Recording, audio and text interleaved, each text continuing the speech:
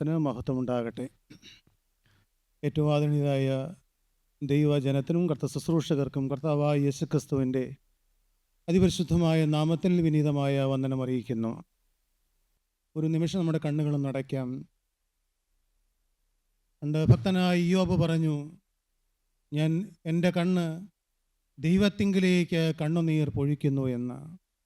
ഇപ്പോൾ നമ്മുടെ അരികിൽ നിൽക്കുന്ന ഈ ഹോളിലൂടെയും താഴത്തെ ഹോളിലൂടെയും ഈ ദൈവവചന ശബ്ദത്തിലൂടെയും എവിടെയെല്ലാം ആരെല്ലാം ഇരിക്കുന്നുവോ അവരുടെ അരികിലേക്ക് കടന്നു ചെല്ലുന്ന ജീവനുള്ള യേശുക്രിസ്തുവിൻ്റെ നിറവേറിയ സാന്നിധ്യം ഇപ്പോൾ നമുക്ക് കിട്ടിയിരിക്കുന്ന ഈ നല്ല സമയം കർത്താവിൻ്റെ മുഖത്തേക്ക് നമ്മുടെ മുഖം ഉയർത്തിക്കൊണ്ട് ഒരു വാക്ക് പ്രാർത്ഥിക്കാം. സ്നേഹം നിറഞ്ഞ ദൈവമേ, ഞങ്ങളെ അളവ് കൂടാതെ സ്നേഹിക്കുന്ന ഞങ്ങളുടെ വാഴ്ത്തപ്പെട്ട കർത്താവേ, ഈ നല്ല സന്ധ്യാസമയത്തിനായി ഞങ്ങൾ നിന്നെ സ്തുതിക്കുന്നു, ഞങ്ങൾ നിന്നെ മഹത്വപ്പെടുത്തുന്നു. കർത്താവേ, ഓരോരുത്തരും അനുഭവിക്കുന്ന ജീവനുള്ള യേശുവിനെ നിസ്സാരരായി ഞങ്ങൾക്കും അനുഭവിക്കുവാൻ ഇന്ന് ഞങ്ങളുടെ അരികിൽ കിട്ടിയിരിക്കുന്ന ഈ നല്ല സമയത്തിനായി സ്തോത്രം. കർത്താവേ, എന്നും ഞങ്ങൾ കൂടി വരുമ്പോൾ ഞങ്ങളുടെ അരികിലേക്ക് ഇറങ്ങി വന്ന് ഞങ്ങളുടെ മേൽ വയ്ക്കുന്നതായ ആണിപ്പാടുള്ള കരത്തിൻ്റെ സ്പർശനത്തിൻ്റെ സുഖം അനുഭവിച്ചുകൊണ്ട് ഞങ്ങൾ ഇന്നും ഈ സന്ധ്യയിൽ ഇരിക്കട്ടെ. കർത്താവേ, അവിടെ ഞങ്ങളെ തൊടണമേ, ഞങ്ങളെ കഴുകണമേ. ഇന്നും നാഥ അവിടുത്തെ തിരുരക്തം ഗുണകരമായി സംസാരിക്കണമേ എന്ന് പ്രാർത്ഥിക്കുന്നു. അടിയൻ്റെ നാവിലും കർത്താവെ കുരിശടയാളം ഇട്ടു തരണമേ. ഇന്ന് ഇപ്പോൾ അവിടുത്തെ മുഖത്തേക്ക് നോക്കിയിരിക്കുന്ന ഓരോരുത്തരുടെയും മുഖത്തേക്ക് അവിടുന്ന് ശ്രദ്ധയോടെ നോക്കുന്നതിനാൽ സ്തോത്രം. അവിടുത്തെ കരം ഉയർന്നിരിക്കുന്നതിനാൽ സ്തോത്രം. അവിടുന്ന് ഞങ്ങളുടെ കൂടെ ഉള്ളതിനാൽ സ്തോത്രം. എല്ലാം മുഖത്തോടൊന്ന് മാത്രം എടുക്കണമേ. എല്ലാം ഞങ്ങൾക്ക് വേണ്ടി ജീവൻ തന്ന യേശുക്രിസ്തുവിൻ്റെ പരിശുദ്ധമായ നാമത്തിൽ തന്നെ ആമേൻ. ദൈവത്തിന് സ്തോത്രം. നാം ഇപ്പോൾ പാടിയ ആ ഗാനത്തിൻ്റെ ഏതാനും വരികൾ തന്നെ നമുക്ക് ഒന്നുകൂടി, ഇപ്പോൾ തേടിയതല്ല ഞാൻ നിന്നെ ക്രൂസിൻ സ്നേഹം നേടി പാപിയാം എന്നെ എന്നുള്ളതായ ആ ഗാനം നമുക്കൊന്ന് പാടാം. പ്രിയപ്പെട്ടവരെ, നാം ആരും യേശുക്രിസ്തുവിനെ തേടി ചെന്നതല്ല. ആദ്യം സാക്ഷ്യം പറഞ്ഞതായ സഹോദരി പറഞ്ഞ അനുഭവം ഇവിടെ ഇരിക്കുന്ന അനേകർക്കുണ്ട്. കാരണം അനേകരും ഈ കൊറോണയുടെ കാലത്തിന് ശേഷം വിട്ടുപോയ അനേകം പാപങ്ങളിലേക്ക് ഇറങ്ങിപ്പോയവരുണ്ട്. അനേകരും ഏതെല്ലാം പാപങ്ങൾ ഉപേക്ഷിച്ചുവോ അതിലേക്കെല്ലാം മടങ്ങിപ്പോയ അനേകം ആളുകളുണ്ട്. നമുക്കതിനു മുമ്പ് ഒരു വാക്യം ഒന്ന് വായിച്ച് കേൾക്കാം. നഹൂം പ്രവാചകൻ്റെ പുസ്തകം 882 പേജാണ്, 2-ാം അധ്യായം, അതിൻ്റെ 2-ാമത്തെ വാക്യം നമുക്കൊന്ന് വായിച്ച് കേൾക്കാം. നഹൂം പ്രവാചകൻ്റെ പുസ്തകം 2-ാം അധ്യായം 2-ാമത്തെ വാക്യം. യഹോവ യാക്കോബിന്റെ മഹിമയെ ഇസ്രായേലിന്റെ മഹിമയെ പോലെ യഥാസ്ഥാനത്താക്കും. യഹോവ യാക്കോബിൻ്റെ മഹിമയെ ഇസ്രായേലിൻ്റെ മഹിമയെ പോലെ യഥാസ്ഥാനത്താക്കുമെന്ന്. ജീവനുള്ള ദൈവം നമുക്ക് വാഗ്ദത്തങ്ങൾ തരികയാണ്. നാം ചിന്തിച്ച് വന്ന് വിഷയത്തിലേക്ക് നാം വരികയാണ്. യാക്കോബിൻ്റെ ജീവിതമാണ് നാം ചിന്തിച്ചു കൊണ്ടിരുന്നത്. യാക്കോബ് ബേർശേബ മരുഭൂമിയിൽ തളർന്നു കിടക്കുകയായിരുന്നു. യാക്കോബിൻ്റെ തലമേൽ യാക്കോബിൻ്റെ അപ്പനായി ഇസ്ഹാക്ക് കൊടുത്തതായ അനുഗ്രഹത്തിൻ്റെ ആ പൊലിമയങ്ങ് നഷ്ടപ്പെട്ട് ആശയറ്റവനെ പോലെ കിടക്കുന്നതായ യാക്കോബിനോട് നൂറ്റാണ്ടുകൾക്ക് ശേഷം നഹൂം പ്രവാചകൻ്റെ നാവിലൂടെ ദൈവത്തിൻ്റെ വചനം വരികയാണ്. ഞാൻ യാക്കോബിൻ്റെ മഹിമയെ ഇസ്രായേലിൻ്റെ മഹിമയെ പോലെ യഥാസ്ഥാനത്താക്കുമെന്ന്. പ്രിയപ്പെട്ടവരെ, യഥാസ്ഥാനത്താക്കിത്തരുന്നൊരു ജീവനുള്ള ദൈവമുണ്ട്. നമുക്ക് എന്തെല്ലാം നഷ്ടപ്പെട്ടു പോയോ അതിലേക്ക് നമ്മെ മടക്കി വരുത്തുന്ന ഒരു ദൈവമുണ്ട്. യാക്കോബിൻ്റെ തലമേൽ ദൈവത്തിൻ്റെ കൃപ അഥവാ സൂര്യൻ ഉദിച്ചു നിന്ന ഒരു സമയമുണ്ടായിരുന്നു. എന്നാൽ പെട്ടെന്നത് നഷ്ടപ്പെട്ടു പോയി. യാക്കോബ് സങ്കടത്തോടെ ബേർശേബ മരുഭൂമിയിൽ ഉഴന്നു നടക്കുകയാണ്. നമുക്കറിയാം, ഒരു റോഡിലൂടെ പോകുന്നയാൾക്ക് വ്യക്തമായൊരു ലക്ഷ്യമുണ്ട്.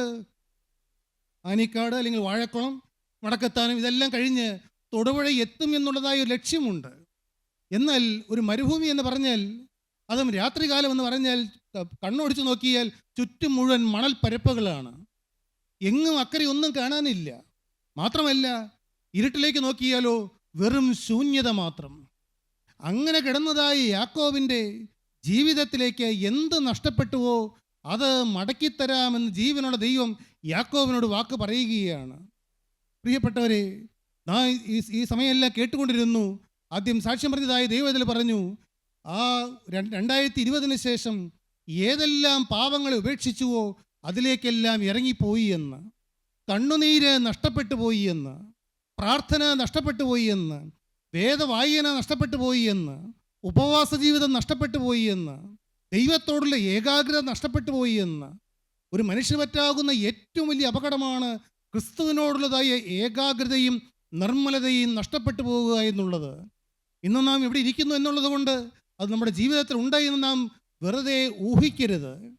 നാം പുറമേയുള്ള പാപങ്ങളിലേക്ക് ചിലപ്പോൾ പോകുന്നില്ലായിരിക്കാം, പക്ഷേ ക്രിസ്തുവിനോടുള്ളതായ ഏകാഗ്രതയും നിർമ്മലതയും നമ്മുടെ ജീവിതത്തിൽ ഉണ്ടോ എന്ന് ഞാൻ ഉൾപ്പെടെ നാം ഓരോരുത്തരും ശോധന ചെയ്യണം.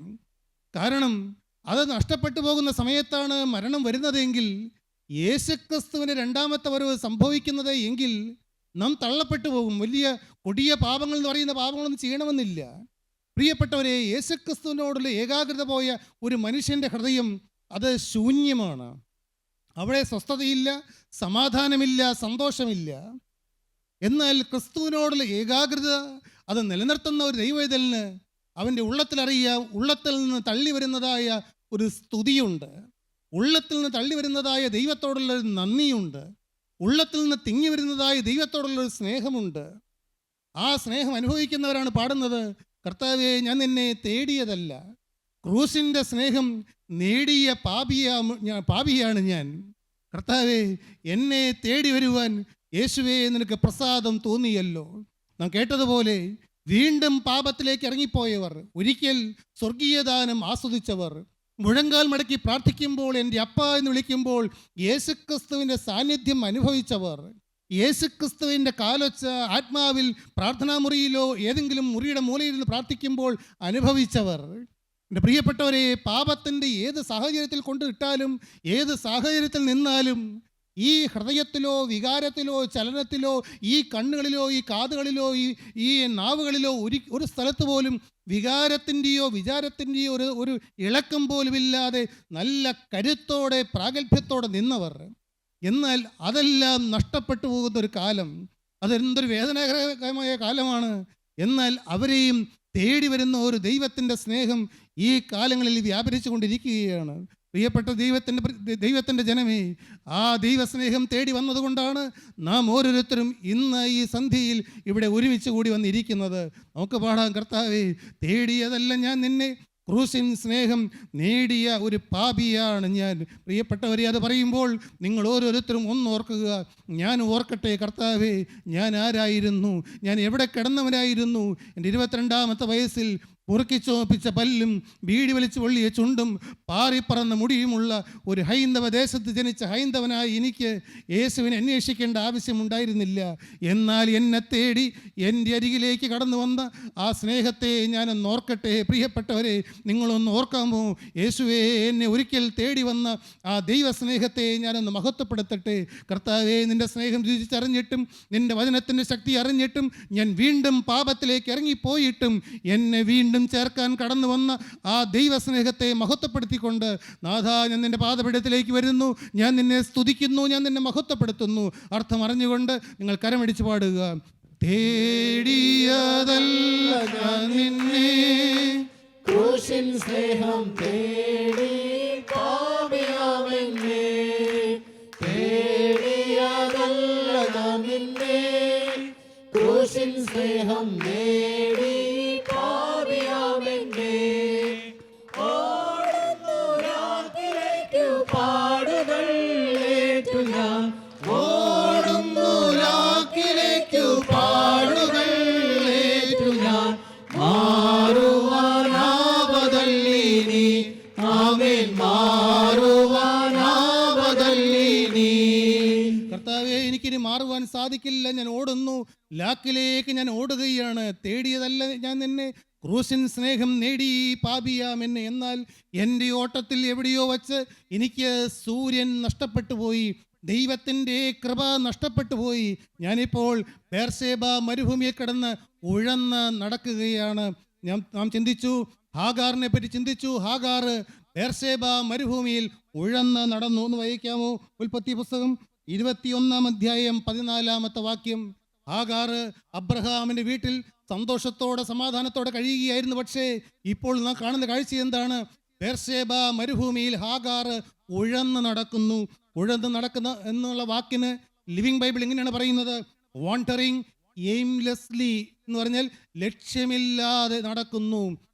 എയിംലെസ്, ലക്ഷ്യമില്ല. ഞാൻ ആദ്യം പറഞ്ഞില്ലേ എങ്ങോട്ടാണ് പോകേണ്ടത്, എന്താണ് ചെയ്യേണ്ടത്, എന്താണ് എൻ്റെ ലക്ഷ്യം. എനിക്ക് നല്ല ലക്ഷ്യമുണ്ടായിരുന്നു, പക്ഷേ ആ ലക്ഷ്യമെല്ലാം നഷ്ടപ്പെട്ടു പോകുന്നൊരു മനുഷ്യൻ്റെ അവസ്ഥ.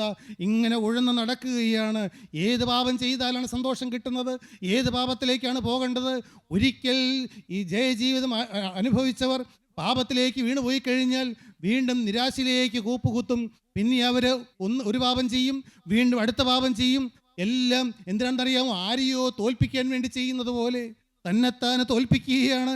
കർത്താവ് ഇതെല്ലാം കണ്ട് വേദനയോടെ നിൽക്കുന്നു.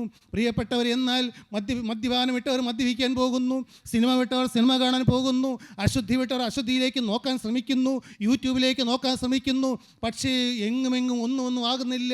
കാരണം അവൻ്റെ ഉള്ളിൽ അവളുടെ ഉള്ളിൽ ഒരിക്കൽ അനുഭവിച്ചതായ ദൈവസ്നേഹത്തിന് തീ ഉള്ളിൽ കിടക്കുന്നത് കൊണ്ട് എന്തിലേക്കെല്ലാം ഇറങ്ങിപ്പോയാലും സമാധാനം കിട്ടുകയില്ല. പ്രിയപ്പെട്ടവരെ, സന്തോഷം കിട്ടുകയില്ല. അങ്ങനെയുള്ള മനുഷ്യനെ തേടി വരുന്ന ഒരു ദൈവസ്നേഹമുണ്ട്. ഹാഗാറിന് ദൈവസ്നേഹം തേടി ചെന്നു. ഹാഗാറിനോട് ദൈവം വാക്ക് പറയുകയായിരുന്നല്ലോ, നാം ചിന്തിച്ചല്ലോ.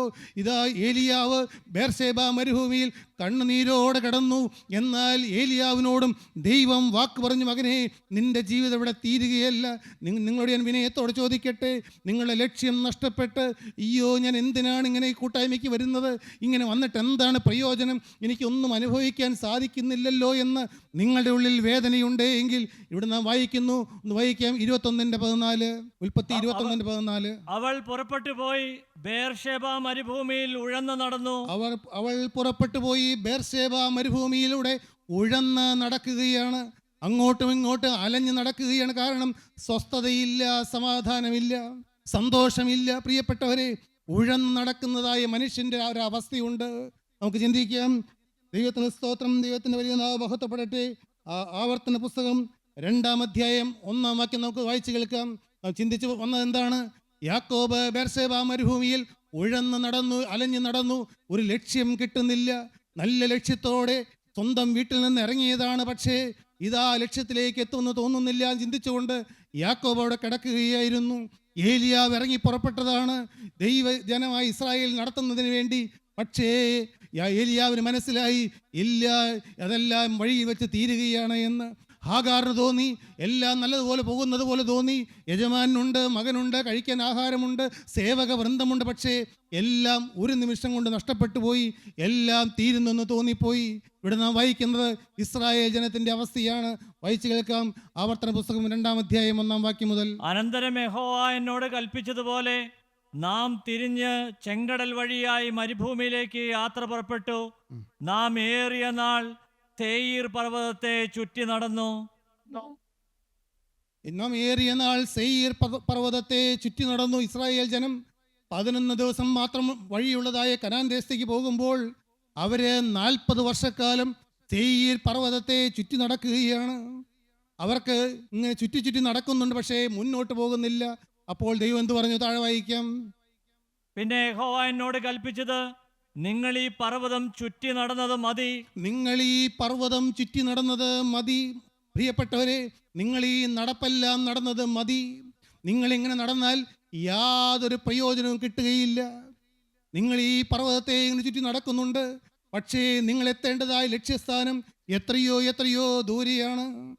ഇത് വായിച്ചപ്പോൾ ഞാൻ ചിന്തിച്ചു, നമ്മിൽ അനേകര് ഈ കൂട്ടായ്മയിൽ വരുന്നു.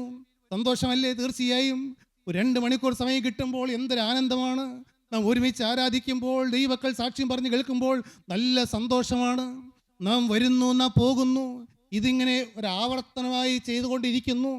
എന്നാൽ ഞാൻ നിങ്ങളോട് വിനയത്തോടെ, ഞങ്ങളാരും ശ്രേഷ്ഠരായി നിന്നുകൊണ്ടോ തികഞ്ഞവരായി നിന്നുകൊണ്ടോ അല്ല സംസാരിക്കുന്നത്. നിങ്ങളോട് ചോദിക്കട്ടെ, എൻ്റെ കർത്താവേ, ഞാൻ ഇവിടെ വരുന്നു, വീണ്ടും പോകുന്നു, അടുത്ത വെള്ളിയാഴ്ച വരുന്നു, ഞായറാഴ്ച വരുന്നു, പോകുന്നു. പക്ഷേ എനിക്ക് എന്തെങ്കിലും ഒരു മാറ്റം കിട്ടിയോ? എൻ്റെ ആത്മീയ ജീവിതത്തിൽ വേറൊരു തലത്തിലേക്ക് ഞാൻ ഉയർന്നുവോ? അതിനുള്ള ആഗ്രഹം എനിക്ക് വന്നുവോ? അനേകർ സാക്ഷ്യം പറയുന്നത് കേട്ടപ്പോൾ നിങ്ങൾ എത്ര പേര് ചിന്തിച്ചു, കർത്താവേ, എനിക്കൊരു സാക്ഷ്യം പറയണമല്ലോ? പ്രിയപ്പെട്ടവരെ, ഞാൻ കൂട്ടത്തിൽ ഞങ്ങൾ പറയട്ടെ, നിങ്ങളുടെ ആരുടെയെങ്കിലും ഉള്ളിൽ ഏതെങ്കിലും ഒരു സമയത്ത് ജീവനുള്ള ദൈവത്തിൻ്റെ പരിശുദ്ധാത്മാവ് ഇറങ്ങി വന്നപ്പോൾ നിങ്ങളെ തൊട്ടു, നിങ്ങൾക്ക് വ്യക്തമായൊരു അനുഭവം കിട്ടി, നിങ്ങളുടെ ഉള്ളിൽ തീ കത്തി, നിങ്ങൾക്ക് പാപത്തിൻ്റെ മേൽ ജയം കിട്ടി, നിങ്ങൾ ആഗ്രഹിക്കുകയാണ് എനിക്കൊരു സാക്ഷ്യം പറയണമെന്ന് ആഗ്രഹമുണ്ടെങ്കിൽ നിങ്ങൾ തീർച്ചയായും ലജ്ജ കൂടാതെ ഈ മക്കളോട് പറയൂ. തീർച്ചയായും അവസരങ്ങൾ ഉണ്ടാക്കാമല്ലോ, സമയം ഉണ്ടാക്കാമല്ലോ. എന്താ ഞാൻ അതല്ല ഞാൻ ചോദിക്കുന്നത്. ഇതെല്ലാം കേൾക്കുന്നു, കുറച്ച് പേര് സാക്ഷ്യം പറയുന്നു, വചനം പറയുന്നു. എത്ര പേര് ആഗ്രഹിച്ചു കർത്താവേ എനിക്കൊരു ജയത്തിൻ്റെ സാക്ഷ്യം പറയണമെന്ന്? പ്രിയപ്പെട്ടവരെ, എത്ര പേര് ആഗ്രഹിച്ചു എനിക്ക് ഇതുപോലെ ദൈവത്തിൻ്റെ വചനം പറയണമെന്ന്? ദൈവത്തിന് സ്തോത്രം. യേശുക്രിസ്തുവിൻ്റെ മാറ്റമില്ലാത്ത വചനം എൻ്റെ നാവിലൂടെ പറയണമെന്ന് എത്ര പേര് ആഗ്രഹിക്കുന്നുണ്ട്? മാത്രമല്ല കർത്താവിൻ്റെ വേല ചെയ്യണമെന്ന്. ഈ ഭൂമിയിലെ വേറെ ഒന്നിനും വേണ്ടിയിട്ടല്ല. എത്രയോ ദൈവമക്കൾ, നമ്മുടെ പ്രിയപ്പെട്ട ദൈവത്തിൻ്റെ മക്കൾ, നാം പലതും അറിയുന്നില്ല. ഈ പൊരിയ ചൂടത്ത്, ഈ വെയിലുള്ളപ്പോൾ തന്നെ എല്ലാ ദിവസവും രാവിലെയും വൈകുന്നേരവും വീടാന്തരം കയറി ആക്ഷേപ ശരങ്ങളേറ്റ് നിന്ദകളേറ്റ് കർത്താവിൻ്റെ വേല ചെയ്യുന്നു. എന്തുകൊണ്ടാണ് ഈ ഹോളും താഴത്തെ ഹോളും നിറയുന്നത്? എൻ്റെ പ്രിയപ്പെട്ടവരെ, അനേക സ്ഥലങ്ങളിൽ വാഹനം എടുപ്പോൾ എന്തുകൊണ്ടാണ് ദൈവമക്കൾ കടന്നു വരുന്നത്? അതിൻ്റെ എല്ലാം പിറകിൽ അധ്വാനങ്ങളുണ്ട്, ആഗ്രഹങ്ങളുണ്ട്. നാം ആഗ്രഹിച്ചുവോ കർത്താവേ എനിക്ക് കർത്താവിൻ്റെ വേല ചെയ്യണമെന്ന്? ദൈവത്തിൻ്റെ പരിശുദ്ധാത്മാവ് അന്ന് ഇസ്രായേൽ ജനത്തോട് പറഞ്ഞു, നിങ്ങൾ ഈ പർവ്വതം ചുറ്റി നടന്നത് മതി, നിങ്ങൾ ഇനിയെങ്കിലും മുന്നോട്ടൊന്ന് പോകാൻ നോക്കുക എന്ന്. നിങ്ങൾ സദൃശവാക്യങ്ങൾ വായിക്കുകയാണെങ്കിൽ അവിടെ ശലോമോൻ പറയും, കതക് ചുഴിക്കുറ്റിയിൽ കിടന്ന് തിരിയുന്നത് പോലെ മടിയൻ കിടന്ന് തിരിയുന്നു എന്ന്. നാം ഈ വാതിൽ തുറന്ന് കയറി വരുന്നു, ഈ വാതിൽ ഇടത്തോട്ടും വലത്തോട്ടും തിരിയുന്നു. ഈ വാതിൽ ഒരിക്കലും അകത്തേക്ക് പോകുന്നില്ല, ഈ വാതിൽ തന്നെത്താനെ ഡെൻകെയറിലേക്ക് പോകുന്നില്ല. അതാ ചുഴിക്കുറ്റിയിൽ കിടന്ന് അങ്ങോട്ടും ഇങ്ങോട്ടും തിരിയുകയുള്ളൂ. പ്രിയപ്പെട്ടവരെ, നിൽക്കുന്ന സ്ഥാനത്ത് നിന്ന് ഒരു ഇഞ്ച് പോലും അനങ്ങുന്നില്ല. ഇവർക്ക് എത്രയോ മൈലുകൾ സഞ്ചരിക്കാനുണ്ടായിരുന്നു ഇസ്രായേൽ ജനത്തിന്. അവർ ഈ പർവ്വതത്തെ ചുറ്റി ഇങ്ങനെ നടക്കുകയാണ്. എൻ്റെ പ്രിയപ്പെട്ടവരെ, അവർക്ക് അവരുടേതായ പരിഭവങ്ങളുണ്ട്, അവരുടേതായ സങ്കടങ്ങളുണ്ട്, അവരുടേതായ ആകുലങ്ങളുണ്ട്, അവരുടേതായ പരാതികളും പരിഭവങ്ങളുമുണ്ട്. അവർക്ക് അവരുടേതായ തോൽവികളുണ്ട്, കണ്ണുനീരിന് വിഷയങ്ങളുണ്ട്. ഇതിൽ ചുറ്റി നിൽക്കുന്നത് കൊണ്ട് മുൻപിൽ നിൽക്കുന്നതായ ആത്മീയത്തെ അനുഭവിക്കാൻ അവരെ കൊണ്ട് സാധിക്കുന്നില്ല. അപ്പോൾ എന്ത് പറ്റുമെന്നറിയാമോ? അവരുടെ ഉള്ളം ക്ഷീണിച്ചു പോകുന്നു. വായിക്കാം, സംഖ്യാപുസ്തകം 21 അധ്യായം 4 വാക്യം വായിക്കുമ്പോൾ അവിടെ ഇസ്രായേൽ ജനത്തിൻ്റെ മനസ്സ് ക്ഷീണിച്ചതായി നാം വായിക്കുന്നുണ്ട്. സംഖ്യാപുസ്തകം 21 അധ്യായം 4 വാക്യം. പിന്നെ അവർ ഏദോം ദേശത്തെ ചുറ്റിപ്പോകുവാൻ ഹോർ പർവ്വതത്തിങ്കിൽ നിന്ന് ചെങ്കടൽ വഴിയായി യാത്ര പുറപ്പെട്ടു. വഴി നിമിത്തം ജനത്തിന്റെ മനസ്സ് ക്ഷീണിച്ചു. വഴി നിമിത്തം ജനത്തിന്റെ മനസ്സ് ക്ഷീണിച്ചു. വേറൊരു മരുഭൂമി നാം കാണുകയാണ്. ഇസ്രായേൽ ജനം പോകുന്നതായ മരുഭൂമിയിൽ ജനത്തിന്റെ മനസ്സ് ക്ഷീണിച്ചു പോയി. അയ്യോ, ഇത് സാധിക്കില്ല എന്നാണ് അവർ പറയുന്നത്. പ്രിയപ്പെട്ടവരെ, ഞാൻ നിങ്ങളോട് ചോദിക്കട്ടെ, നിങ്ങൾ എത്ര പേരുടെ ഉള്ളം പറയുന്നുണ്ട് എന്നെ കൊണ്ടിത് സാധിക്കുമെന്ന്? ഈ ക്രിസ്തീയ ജീവിതം എന്നെ കൊണ്ട് സാധിക്കും, ജയജീവിതം എന്നെ കൊണ്ട് സാധിക്കും, ഈ പാപത്തിൻ്റെ മേൽ ജയിക്കാൻ എനിക്ക് സാധിക്കുമെന്ന് എത്ര പേരുടെ ഉള്ളം പറയുന്നുണ്ട്? അത് പറയാൻ അധികം ആളുകളുണ്ടാകുകയില്ല. പണ്ട് മോശ ദൈവജനത്തെ കനാനിലേക്ക് ഉറ്റുനോക്കുവാൻ അയച്ചപ്പോൾ 12 ഗോത്രത്തലവന്മാരിൽ 10 പേരും പറഞ്ഞു ഇത് നമ്മെ കൊണ്ട് കഴിയുകയില്ല എന്ന്. എന്നാൽ 2 പേര്, നൂൻ്റെ മകനായ യോശുവയും കാലേബും മാത്രം പറഞ്ഞു ഇത് അവകാശമാക്കുവാൻ നമുക്ക് കഴിയുമെന്ന്. നമ്മുടെ ഉള്ളം പറയുന്നുണ്ടോ കർത്താവേ ഇത് എന്നെ കൊണ്ട് സാധിക്കുമെന്ന് നമ്മുടെ ഉള്ളം പറയുന്നുണ്ടോ? പറയാത്തപ്പോൾ നമ്മുടെ മനസ്സ് ക്ഷീണിച്ചു പോകും, മനസ്സ് തളർന്നു പോകും. നാം പിതാക്കന്മാരെ പഠിക്കുമ്പോൾ എല്ലാവരും ഒരു സമയത്ത് മനസ്സ് ക്ഷീണിച്ചവരുണ്ട്, മനസ്സ് തളർന്നവരുണ്ട്. എന്നാൽ അവരുടെ കണ്ണുനീര് കണ്ട് ഇറങ്ങി വരുന്ന ഒരു ദൈവമുണ്ട്. ഒരു 1-2 മരുഭൂമിയോട് പറയാം. ദൈവത്തിന് സ്തോത്രം. മോശ പുറപ്പാട് പുസ്തകം 3 അധ്യായം 1 വാക്യം വായിക്കുമ്പോൾ എടുക്കണമെന്നില്ല. അവിടെ ഇസ്രായേൽ ജനത്തെ പുറപ്പെടുവിക്കാൻ ദൈവം വിളിച്ചതായ മോശ 40 കൊല്ലക്കാലം കൂടാരത്തിൽ നിന്നിറങ്ങും, ആടുകളുമായിട്ടിറങ്ങും, ആടുകളെ മേയ്ക്കും. ഹോരേബ് പർവ്വതത്തിൻ്റെ താഴ്വാരത്തിൽ നിന്നുകൊണ്ട് ഈ മോശ ഹോരേബ് പർവ്വതത്തിലേക്ക് നോക്കും. എന്നിട്ട് സന്ധ്യയാകുമ്പോൾ വീണ്ടും ആടുകളുമായി ആ കൂടാരത്തിലേക്ക് പോകും. എന്നാൽ അതിനു മുമ്പ് മോശയുടെ കയ്യിൽ ദൈവജനത്തെ നയിക്കുന്നതായ വടിയുണ്ടായിരുന്നു. പ്രിയപ്പെട്ടവരെ, ദൈവജനത്തെ നടത്താനുള്ള അഭിഷേകമുണ്ടായിരുന്നു. എന്നാൽ ഇപ്പോൾ മോശ ചിന്തിക്കുകയാണ്, മിസ്രയീം കൊട്ടാരം വിട്ടിറങ്ങിയതും പാപത്തോട് യാത്ര പറഞ്ഞതും ഫറവോന്റെ പുത്രിയുടെ മകനെന്ന് വിളിക്കപ്പെടുന്നത് നിരസിക്കുകയും ചെയ്തത് ഞാൻ ഇതിനു വേണ്ടിയിട്ടാണോ കർത്താവേ എന്ന് ഞാനത് പറയുമ്പോൾ ഞാൻ ഓർക്കുന്നുണ്ട്. എൻ്റെ 22-ാമത്തെ വയസ്സിൽ ഞാൻ മാനസാന്തരപ്പെട്ടു. വലിയ സന്തോഷമെല്ലാം കിട്ടി. എന്നാൽ ഒരു സമയം വന്നപ്പോൾ എനിക്ക് തോന്നി, അയ്യോ ഇത് എന്നെ കൊണ്ട് പറ്റുന്നില്ല. അന്ന് ഞാൻ കോതമംഗലത്ത് താമസിക്കുന്നു, എറണാകുളത്ത് ജോലി ചെയ്യുന്നു. ഞാൻ രാവിലെ 6 മണിക്കുള്ള PPK എക്സ്പ്രസ്സിൽ എറണാകുളത്തേക്ക് യാത്ര ചെയ്യും. പാലാരിവട്ടം എത്തുമ്പോഴേക്ക് ഞാൻ കണ്ണടച്ച് പിടിക്കും. എനിക്ക് കണ്ണിൻ്റെ മേൽ ജയം വേണം, പക്ഷേ എന്നെ കൊണ്ട് സാധിക്കുന്നില്ല. ചിന്തകളുടെ മേൽ ജയം വേണം, എന്നെ കൊണ്ട് സാധിക്കുന്നില്ല. പ്രിയപ്പെട്ടവരെ, ഞാൻ ആ കാലങ്ങളിൽ ഒരു നേരം മാത്രം ആഹാരമാക്കി ഏതാണ്ട് 8 മാസത്തോളം ഒരു നേരം മാത്രം ആഹാരം കഴിച്ചു. ദിവസം 3 മണിക്കൂർ പ്രാർത്ഥിച്ചു. എനിക്ക് ഇഷ്ടമുള്ളത് എല്ലാം വേണ്ട എന്ന് വെച്ചു. പക്ഷേ പാപത്തിൻ്റെ മേൽ ജയം കിട്ടുന്നില്ല. എന്നാൽ ഒരു കാര്യം എനിക്കറിയാമായിരുന്നു, നമ്മുടെ അധ്വാനം കൊണ്ട് ജയം കിട്ടില്ല എന്ന് എനിക്കറിയാം. പക്ഷേ ഞാൻ പറയട്ടെ, ഇതെല്ലാം കണ്ടുവയ്ക്കുന്ന ഒരു ദൈവമുണ്ട്, ഇതെല്ലാം അറിഞ്ഞു വയ്ക്കുന്ന ഒരു ദൈവമുണ്ട്. ജീവന ദൈവം ഇതെല്ലാം കണ്ടുവയ്ക്കുന്നുണ്ട്. അന്ന് ഞാൻ ചെന്നിരുന്ന ആ പ്രാർത്ഥനാ ഹാളിൽ ഒരു നീല ടർപ്പായിരുന്നു. അന്ന് വചനം കേട്ടുകൊണ്ടിരിക്കുമ്പോൾ ഈ ഹോരേ പർവ്വതത്തിൻ്റെ താഴെ നിന്നുകൊണ്ട് മോശ കരയുന്നത് ഞാൻ വചനത്തിലൂടെ കേട്ടപ്പോൾ ഞാൻ അവിടെ ഇരുന്ന് കരയും. കർത്താവേ, ഞാൻ ഹൈന്ദവ സമുദായത്തിൽ നിന്ന് വിട്ടു, ഞാൻ സിനിമ കാണുന്നത് വിട്ടു, എൻ്റെ ചീട്ടുകളി അറിയാതെ തെറിച്ചുപോയി, എൻ്റെ കൂട്ടുകാർ തെറിച്ചുപോയി, ഞങ്ങൾക്ക് വീട്ടിലൊന്നുമില്ലായിരുന്നു, പൈസ ഇല്ലായിരുന്നു. എന്നാൽ അതൊന്നുമില്ലെങ്കിൽ തന്നെയും നിറഞ്ഞ സമാധാനം നീ ഞങ്ങൾക്ക് തന്നു. നാടും വീട്ടുകാരും ഇളകിയപ്പോൾ നീ എല്ലാം ശാന്തമാക്കി തന്നു. എന്നാൽ ഇപ്പോൾ കർത്താവേ, ഞാൻ ഈ മരുഭൂമിയിൽ ഉഴന്ന് നടക്കുകയാണ്. എനിക്ക് പാപത്തിൻ്റെ മേൽ ജയമില്ല, ചിന്തകളുടെ മേൽ ജയമില്ല. ഞാൻ അധ്വാനിക്കുന്നുണ്ട്, എനിക്ക് കിട്ടുന്നില്ല എന്ന് ഞാൻ ചിന്തിച്ചുകൊണ്ട് വലഞ്ഞു പോയൊരു കാലമുണ്ട്. ഇതെല്ലാം പറഞ്ഞുകൊണ്ടിരിക്കുമ്പോൾ ഇവിടെ ഇരിക്കുന്ന ഏതെങ്കിലും യൗവനക്കാരോ കൗമാരക്കാരികളോ ഏതെങ്കിലും പ്രായമായവരോ ഇപ്പോൾ ആ അവസ്ഥയിൽ ഇരിക്കുന്നുണ്ട് എങ്കിൽ ഒരു കാര്യം ഞാൻ വിനയത്തോടെ പറയട്ടെ, നാം അധ്വാനിക്കുന്നതും നാം ഉപവസിക്കുന്നതും നാം പ്രാർത്ഥിക്കുന്നതും ഒന്നും അതുകൊണ്ടല്ല ജയം കിട്ടുന്നത് എങ്കിലും ഇതെല്ലാം കണ്ടുവയ്ക്കുന്ന ഒരു ജീവനുള്ള ദൈവമുണ്ട് എന്ന് നിങ്ങളെ എളിമയോട് അറിയിക്കട്ടെ. ദൈവത്തിൻ്റെ വലിയ നാമം മഹത്വപ്പെടട്ടെ. ഗലാത്യ ലേഖനം 1-ാം അധ്യായം 17-ാം വാക്യത്തിൽ അപ്പോസ്തലനായ പൗലോസ് പറയുന്നുണ്ട്, ഞാൻ 3 ആണ്ട് അറേബ്യൻ മരുഭൂമിയിലേക്ക് പോയി എന്ന്.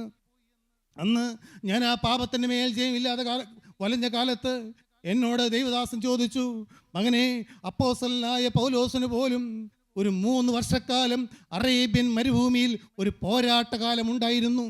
എങ്കിൽ പിന്നെ നമുക്കത് വേണ്ട എന്ന് വയ്ക്കാൻ പറ്റുമോ എന്ന്. ദൈവത്തിൻ്റെ വലിയ നാമം മഹത്വപ്പെടട്ടെ.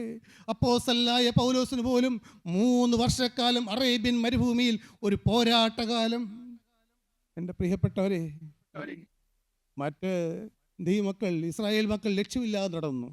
പക്ഷെ അപ്പോസ്തലനായ പൗലോസിന് വ്യക്തമായൊരു ലക്ഷ്യമുണ്ടായിരുന്നു. അപ്പോസ്തലൻ ഒരിക്കൽ പറഞ്ഞു, ആകാശത്തെ കുത്തുന്നത് പോലെ മുഷ്ടിയുദ്ധം ചെയ്യുകയല്ല. എൻ്റെ ജീവിതത്തിൽ ഞാൻ എന്തിനാണ് ഈ അറേബ്യൻ മരുഭൂമിയിലേക്ക് വന്നത്? ഞാൻ എന്തിനാണ് പ്രാർത്ഥിക്കുന്നത്? ഞാൻ എന്തിനാണ് ഉപവസിക്കുന്നത്? എനിക്ക് വ്യക്തമായ ലക്ഷ്യമുണ്ട്. അത് പ്രാപിച്ചിട്ടല്ലാതെ ഞാൻ അടങ്ങുകയില്ല എന്നുള്ള വ്യക്തമായ തീരുമാനം പൗലോസ്ലീഹയുടെ ഉള്ളിൽ ഉണ്ടായിരുന്നത് കൊണ്ട് അത് കർത്താവ് സാധിപ്പിച്ചു കൊടുത്തു. നമ്മിലേക്ക് തന്നെ നോക്കണം. കർത്താവേ, എനിക്ക് ഈ പാപത്തിൻ്റെ മേൽ ജയം കിട്ടിയേ തീരൂ എന്ന് അടങ്ങാത്തതായ നിർബന്ധം എൻ്റെ ജീവിതത്തിലുണ്ടോ? അത് നാം നമ്മിലേക്ക് തിരഞ്ഞ് ചെല്ലുമ്പോഴാണ് അറിയുന്നത്. എല്ലാത്തിൻ്റെയും കൂടെ അതും കൂടി കിട്ടിയാൽ കൊള്ളാം.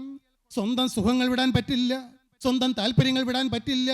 പക്ഷേ പാപത്തിൻ്റെ മേൽ ജയം വേണമെന്ന് പറയുന്നതാനും കിട്ടില്ല. പ്രിയപ്പെട്ടവരെ, അറുത്തും മുറിച്ചും മാറ്റുന്നത് പോലെ പാപത്തെ വെറുത്തുപേക്ഷിക്കാതെ പാപത്തിൻ്റെ മേൽ ജയം കിട്ടുകയില്ല എന്ന് എളിമയോടെ നിങ്ങളെ അറിയിക്കട്ടെ. ദൈവത്തിന് സ്തോത്രം. ഞാൻ നിങ്ങൾ ചോദിക്കട്ടെ, എത്ര പേര് പാപത്തിൻ്റെ മേൽ, കണ്ണിൻ്റെ മേൽ ജയം കിട്ടാൻ, സ്വപ്നങ്ങളുടെ മേൽ ജയം കിട്ടാൻ, ചിന്തകളുടെ മേൽ ജയം കിട്ടാൻ, എടുത്തിയാട്ടങ്ങളുടെ മേൽ ജയം കിട്ടാൻ, കോപത്തിൻ്റെ മേൽ ജയം കിട്ടാൻ, വികാര വിക്ഷോഭങ്ങളുടെ മേൽ ജയം കിട്ടാൻ, യൂട്യൂബിൻ്റെ അടിമത്തത്തിൽ നിന്ന് മോചനം പ്രാപിക്കുവാൻ, ആദ്യം സഹോദരി പറഞ്ഞതുപോലെ സ്വന്തം ഭർത്താവിൻ്റെ മുഖത്തേക്ക് നോക്കി ഈ കല്യാണം എനിക്ക് വേണ്ടായിരുന്നുവെന്ന് നിങ്ങൾ പലരും പുറമേ പറയുന്നില്ല സാധിക്കുന്നില്ലെങ്കിലും ഉള്ളിൽ സ്വന്തം ഭർത്താവിനോട് ഒരു മതിപ്പ് കുറവോ തൃപ്തി കുറവോ ഉള്ളിൽ വെച്ചുകൊണ്ട് മുന്നോട്ട് പോകുന്ന ഏതെങ്കിലും ഭാര്യമാർ യുവാക്കളെ കേൾക്കുന്നുണ്ടോ? ഏതെങ്കിലും ഭർത്താക്കന്മാരെ സ്വന്തം ഭാര്യയോട് അവമതിപ്പും അതൃപ്തിയുമായി ജീവിക്കുന്ന ഒരു യുവാക്കളെ കേൾക്കുന്നുണ്ടോ? ഏതെങ്കിലും മക്കൾ കേൾക്കുന്നുണ്ടോ? ഇതുപോലെ പൈസയില്ലാത്ത വിദ്യാഭ്യാസമില്ലാത്ത ഒരു വീട്ടിൽ ജനിക്കണ്ടായിരുന്നു എന്ന് നിങ്ങളുടെ ഉള്ളിൽ കൂടി എപ്പോഴെങ്കിലും പാളിയ ചിന്തകൾ പോയിട്ടുണ്ടോ? പ്രിയപ്പെട്ടവരെ, നിങ്ങൾ ജോലി ചെയ്യുന്ന സ്ഥാപനത്തിൽ മേലുദ്യോഗസ്ഥരുടെ വാക്കുകൾ കേൾക്കുമ്പോൾ ഇങ്ങനെയുണ്ടോ എന്ന് ചിന്തിച്ച് നിങ്ങളുടെ ഉള്ളിൽ ഇതാ അതൃപ്തി വന്നിട്ടുണ്ടോ? എല്ലാം കാണുന്ന ഒരു ദൈവമുണ്ട്. അത് നിൽക്കുമ്പോൾ നിങ്ങളുടെ ഉള്ളിൽ ദൈവത്തിൻ്റെ കൃപ നിൽക്കുകയില്ല. പ്രിയപ്പെട്ടവരെ, അതിവേഗം ഉപവാസം പ്രഖ്യാപിച്ചു കൊള്ളണം. അതിന് ഇനി കുറച്ച് ദിവസം കഴിയട്ടെ എന്ന് ചിന്തിക്കരുത്. ഇന്ന് നാം ഈ ശുശ്രൂഷ കഴിഞ്ഞ് എഴുന്നേൽക്കുന്നതിന് മുമ്പ് ദൈവത്തോട് നിങ്ങൾക്ക് താല്പര്യമുണ്ടെങ്കിൽ, നിങ്ങൾക്ക് ആഗ്രഹമുണ്ടെങ്കിൽ, ഇങ്ങനെ എനിക്ക് ജീവിച്ചാൽ പോരാ കർത്താവേ, എൻ്റെ കാലം എത്ര കാലം എനിക്ക് അറിഞ്ഞുകൂടാ. എൻ്റെ പ്രിയപ്പെട്ടവരെ, നാം എത്ര പെട്ടെന്നാണ് കാര്യങ്ങൾ തിരിഞ്ഞു മറിയുന്നത്. ഒരു 1.5 മാസം മുമ്പ് വെറും ചെറുതാണെങ്കിൽ പോലും ഒരു ആൻജിയോഗ്രാം എല്ലാം ചെയ്തപ്പോഴാണ് അത് കോംപ്ലിക്കേഷൻ ആയിരുന്നെങ്കിലോ ഇതുപോലെ വചനം പറയാൻ പറ്റുമോ? എൻ്റെ പ്രിയപ്പെട്ടവരെ, റെസ്റ്റ് എടുക്കേണ്ടി വരികയില്ലേ? സംസാരിക്കാൻ പറ്റുമോ? ശുശ്രൂഷ ചെയ്യാൻ പറ്റുമോ? ഒന്നും ചെയ്യാൻ പറ്റുകയില്ല.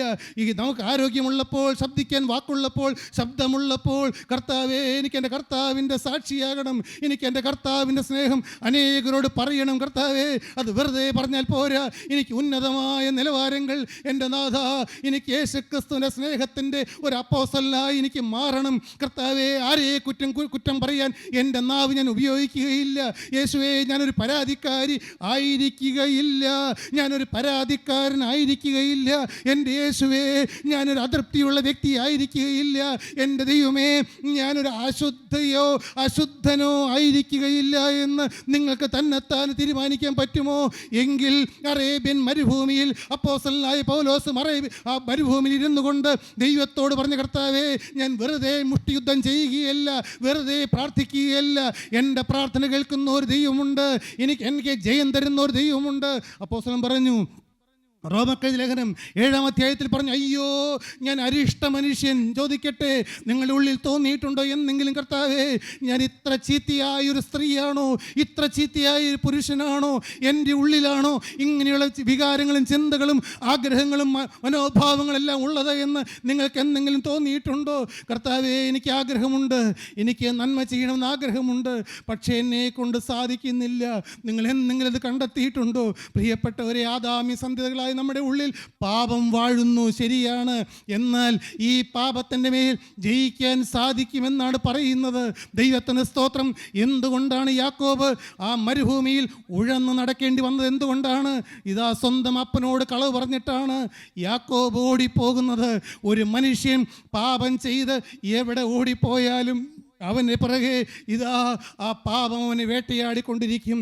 അതുകൊണ്ടല്ലേ സങ്കീർത്തനക്കാരൻ 139-ാം സങ്കീർത്തനത്തിൽ പറഞ്ഞത്, ഞാൻ ഉഷസിൻ ചിറക് ധരിച്ച് സമുദ്രത്തിൻ്റെ അറ്റത്ത് ചെന്ന് പാർത്താൽ അവിടെയും നിൻ്റെ കൈ എന്നെ നടത്തും. കർത്താവേ, ഞാൻ പാതാളത്തിൽ പോയി ഒളിച്ചാലും, സമുദ്രത്തിൻ്റെ അറ്റത്ത് പോയി ഒളിച്ചാലും, ഈ ഭൂമിയിൽ എവിടെ പോയി ഒളിച്ചാലും എൻ്റെ പാപം എന്നെ തേടി വന്നല്ലോ. കർത്താവേ, എനിക്ക് ഒളിക്കാൻ സാധിക്കില്ലല്ലോ. എന്നാൽ പ്രിയപ്പെട്ടവരെ, അപ്പോസ്തലനായ പൗലോസിൻ്റെ ജീവിതം നമുക്ക് പ്രചോദനം തരുന്നത് എന്താണ്? നാം പ്രാർത്ഥിക്കുന്നതും നാം ഉപവസിക്കുന്നതും ദൈവസന്നിധിയിൽ മുട്ടിപ്പായി യാചിക്കുമ്പോൾ അതിന് ഉത്തരം തരുന്ന ഒരു ദൈവമുണ്ട്. എന്തുകൊണ്ടാണ്? നാം കാണേണ്ട കാഴ്ച എന്താണ്? നമ്മുടെ അധ്വാനം കൊണ്ടല്ല. ഞാൻ ഓർക്കുന്നു, ഇന്നേക്ക് ഏതാണ്ട് 28 കൊല്ലങ്ങൾക്ക് മുമ്പ് ദൈവത്തിന് സ്തോത്രം, ദൈവത്തിൻ്റെ പരിശുദ്ധാത്മാവ് എന്നോട് ചോദിച്ചു, കർത്താവിൻ്റെ സ്നേഹം ചോദിച്ചു, മകനെ, യേശുക്രിസ്തു നിൻ്റെ തൊട്ടരികിൽ നിന്നെ ജയിപ്പിക്കാൻ നിൽക്കുമ്പോൾ നീ എന്തിനാണ് കിടന്ന് പിടയ്ക്കുന്നത്? നീ തന്നെത്താൻ എന്തിനാണ് ജയിക്കാൻ നോക്കുന്നത്? പ്രിയപ്പെട്ടവരെ, ആ ഒരു കാഴ്ച നാം കണ്ടാൽ, യേശുവിനെ സ്നേഹമായി നാം കണ്ടു കഴിഞ്ഞാൽ, എൻ്റെ പ്രിയരെ, പിന്നെ പാപത്തിൻ്റെ മേലുള്ള ജയമെല്ലാം സ്വാഭാവികമായിട്ട് വന്നുകൊള്ളും. ദൈവത്തിൻ്റെ സ്തോത്രം. നാം പറയും, ഓരോ ചുവടിലും പറയും, കർത്താവേ, എനിക്ക് ജയം തരും. നമ്മുടെ കർത്താവായ യേശുക്രിസ്തു മൂലം ജയം തരുന്ന ദൈവത്തിന് സ്തോത്രം. ദൈവത്തിന് സ്തോത്രം. നിങ്ങൾ ചേർന്ന് പറഞ്ഞേ, നമ്മുടെ കർത്താവായ യേശുക്രിസ്തു മുഖാന്തരം, ജയം നൽകുന്ന ദൈവത്തിന് സ്തോത്രം. ദൈവത്തിന് സ്തോത്രം. നമ്മുടെ കർത്താവായ യേശുക്രിസ്തു മുഖാന്തരം ജയം നൽകുന്ന ദൈവത്തിന് സ്തോത്രം. പ്രിയപ്പെട്ടവരെ, ഹല്ലേലൂയ. സ്തോത്രത്തിന്റെ മേൽ, ആ സ്തുതിയുടെ മേൽ അത്യന്ത ശക്തി ഇറങ്ങി വരും. പാപത്തിന്റെ മേൽ ജയം തരുന്ന ഒരു ദൈവം ജീവിക്കുന്നുണ്ട്. ദൈവത്തിന് വലിയ നാമം മഹത്വപ്പെടട്ടെ. അവിടെ മരുഭൂമികൾ അനേകരിടത്ത് കണ്ണുനീര് വീണ സ്ഥലമാണ്. മോശയുടെ കണ്ണുനീര് വീണു. പക്ഷേ നിത്യനായ ദൈവം നീലനദിയിൽ നിന്ന് വിളിച്ചെടുത്ത മോശയുടെ അരികിലേക്ക് ദൈവം കടന്നു ചെന്നു. പൗലോസ്ലീഹയുടെ അരികിലേക്ക് കർത്താവ് കടന്നു ചെന്നു. യാക്കോബിൻ്റെ അരികിലേക്ക് കർത്താവ് കടന്നു ചെന്നു. ദൈവത്തിൻ്റെ സ്തോത്രം. എവിടെ മനസ്സ് ക്ഷീണിക്കുന്നുവോ അവിടെ ശക്തി പകരുന്നൊരു ദൈവമുണ്ട്. വായിക്കാം യെശയ്യാ പ്രവാചന പുസ്തകം 40-ാം അധ്യായം 29-ാം വാക്യം ആദ്യം വായിക്കാം, പിന്നെ 28-ാം വാക്യം വായിക്കാം. യെശയ്യാ പ്രവാചന പുസ്തകം 40-ാം അധ്യായം 29-ാം വാക്യം നമുക്കൊന്ന് വായിച്ച് കേൾക്കാം. അവൻ ക്ഷീണിച്ചിരിക്കുന്നവന് ശക്തി നൽകുന്നു, ബലമില്ലാത്തവന് ബലം വർദ്ധിപ്പിക്കുന്നു. അവൻ ക്ഷീണിച്ചിരിക്കുന്നവന് ശക്തി നൽകുന്നു, ബലമില്ലാത്തവന് അവൻ ബലം നൽകുന്നു. ഇനി തൊട്ടുമുള്ള വാക്യം 28-ാം വാക്യം വായിക്കാം. നിനക്ക് അറിഞ്ഞുകൂടെയോ? നീ കേട്ടിട്ടില്ലയോ? യഹോവ നിത്യദൈവം. നീ അറിഞ്ഞിട്ടില്ലയോ? നീ കേട്ടിട്ടില്ലയോ? യഹോവ നിത്യദൈവം. ഭൂമി- മനുഷ്യർ മാറിപ്പോകും, പർവ്വതങ്ങൾ മാറിപ്പോകും, കുന്നുകൾ മാറിപ്പോകും, എന്നാൽ യഹോവ നിത്യദൈവമാണ്. യേശുക്രിസ്തു ഇന്നലെയും ഇന്നും എന്നേക്കും അവൻ അനന്യൻ തന്നെയാണ്. അവന് മാറ്റമില്ല. അവൻ നിത്യദൈവം. ഭൂമിയുടെ അറുതികളെ സൃഷ്ടിച്ചവൻ തന്നെ. ഭൂമിയുടെ അറുതികളെ സൃഷ്ടിച്ചവൻ തന്നെ. അവൻ ക്ഷീണിക്കുന്നില്ല. അവൻ ക്ഷീണിക്കുന്നില്ല. ദൈവത്തിന് ക്ഷീണമില്ല. മകനെ, പ്രിയമകളെ, നീ ക്ഷീണിച്ചു, നീ തളർന്നു. ഭർത്താവ് അല്ലെങ്കിൽ ഭാര്യ അല്ലെങ്കിൽ മക്കൾ ഈ ഭൂമിയിൽ പെട്ടെന്ന് കടന്നുപോയപ്പോൾ നീ തളർന്നു പോയി. ഒരാൾ നിന്നെ നേരെ സൂക്ഷിച്ചു നോക്കിയപ്പോഴേക്ക് നീ തളർന്നു പോയി. ഇതാ ബയോപ്സി റിസൾട്ട് അയച്ചപ്പോഴേക്ക് നീ തളർന്നു പോയി. ആഗ്രഹിച്ച് വളർത്തിയ മക്കൾ ഇതാ വലിയ തെറ്റിലേക്ക് പോയപ്പോൾ നീ തളർന്നു പോയി. നിനക്ക് എഴുന്നേൽക്കാൻ പറ്റുന്നില്ല. പക്ഷേ അവൻ തളരുന്നില്ല. അവൻ ക്ഷീണിക്കുന്നില്ല. അവൻ തളർന്നു ക്ഷീണിക്കുന്നില്ല. പോകുന്നതുമില്ല. അവൻ ക്ഷീണിക്കുന്നില്ല. തളർന്നു പോകുന്നതുമില്ല. തളർന്നു പോകുന്നതുമില്ല. ദൈവം ഒരിക്കലും തളർന്നു പോകില്ല. പണ്ട് മാർട്ടിൻ ലൂതർ ഒരിക്കൽ തളർന്നു പോയപ്പോൾ മാർട്ടിൻ ലൂതറിൻ്റെ ഭാര്യ പറഞ്ഞു, കർത്താവ് മരിച്ചുപോയി എന്ന്. മാർട്ടിൻ ലൂതർ ചാടി എഴുന്നേറ്റു. എന്ത്, യേശു മരിക്കുകയോ? എൻ്റെ യേശു മരിക്കുകയോ? പാതാളത്തെയും മരണത്തെയും ജയിച്ച എൻ്റെ യേശു മരിക്കുകയോ? അവന് മരണമില്ല. അവനൊരിക്കലും മാറ്റമില്ലാത്തവനാണ്. പ്രിയപ്പെട്ടവരെ, ഇതെല്ലാം ഞങ്ങളുടെ അനുഭവമായതുകൊണ്ടാണ് കേട്ടോ പറയുന്നത്. ദൈവത്തിന് സ്തോത്രം. ഞങ്ങൾ പലതും കണ്ടു. ഇനി കൂടുതൽ ഒന്നും പഴയത് വിസ്തരിക്കാനല്ല. എന്നാൽ മനുഷ്യർ മാറുന്നത് കണ്ടു, സ്നേഹിക്കുന്നവർ മാറുന്നത് കണ്ടു, അനേകര് മാറിപ്പോകുന്നത് കണ്ടു. എന്നാൽ പർവ്വതങ്ങൾ മാറിയാലും കുന്നുകൾ മാറിപ്പോയാലും എൻ്റെ ദയ നിന്നെ വിട്ടുമാറുകയില്ല എന്ന് ഒരിക്കൽ വാക്ക് പറഞ്ഞവൻ, വാഗ്ദത്തം തന്നവൻ, ഞാൻ നിന്നെ ഒരു നാളും കൈവിടുകയില്ല, ഉപേക്ഷിക്കുകയില്ല എന്ന് അരുളി ചെയ്ത ജീവനുള്ള ദൈവം, അവൻ ഒരിക്കലും മാറിയില്ല. അവൻ ഞങ്ങളെ ശക്തിപ്പെടുത്തി. ഇന്നലെ വൈകുന്നേരം ദൈവമക്കൾ ഞങ്ങൾ പല കാര്യങ്ങൾ ഹോൾമണിയുടെ കാര്യങ്ങൾ, കൂട്ടായ്മയുടെ കാര്യങ്ങൾ, പല കാര്യങ്ങൾ സംസാരിച്ചതുണ്ടോ 1.25 മണിക്കൂറോളം.